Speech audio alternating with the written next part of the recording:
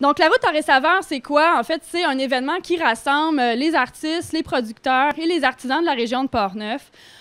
On vise à rassembler ces milieux-là qui ne se parlent pas nécessairement toujours. Donc, l'idée, c'est vraiment de faire des rapprochements, que les gens qui sont intéressés à voir, souvent, on a un peu le même public, hein? Les gens qui sont intéressés par les métiers d'art, par les arts visuels et par les producteurs locaux, c'est sensiblement le même type de population. Donc, l'idée, c'est vraiment de rapprocher ces gens-là pour que ceux qui sont intéressés à vraiment visiter chacun des lieux puissent le faire de façon conviviale. L'idée, c'est que les producteurs, les artisans, les artistes ouvrent leur atelier et ouvre leur atelier, leur lieu de production, leur ferme et tout ça pour qu'on puisse visiter les installations, de voir les produits autrement et de faire des achats, évidemment, pour ceux qui sont intéressés. De vraiment, donc, découvrir la culture portneuvoise d'une autre façon. Donc, pour la liste des changements qu'on a fait cette année, on a changé la date.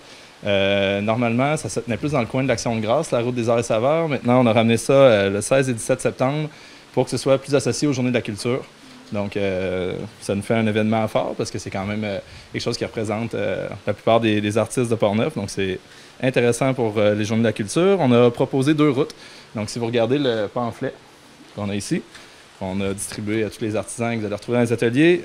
En l'ouvrant, il y a la route du fleuve et la route des rivières. Donc, ça permet de suivre un parcours préétabli.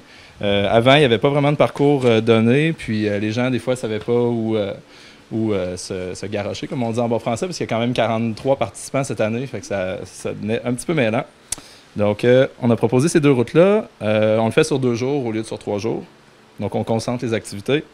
On a établi des phares. Donc, dans le fond, les phares, c'est tout simplement des regroupements de producteurs qui permettent aussi aux artistes qui n'ont pas nécessairement d'ateliers qui sont ouverts au public, ça leur donne un lieu public, en fait, où il y a des installations pour accueillir les gens. Donc, il y a 3 phares cette année. Il y a le Moulin Marcoux, la microbrasserie des Grands Bois à Saint-Casimir et le vignoble des Trois Moulins.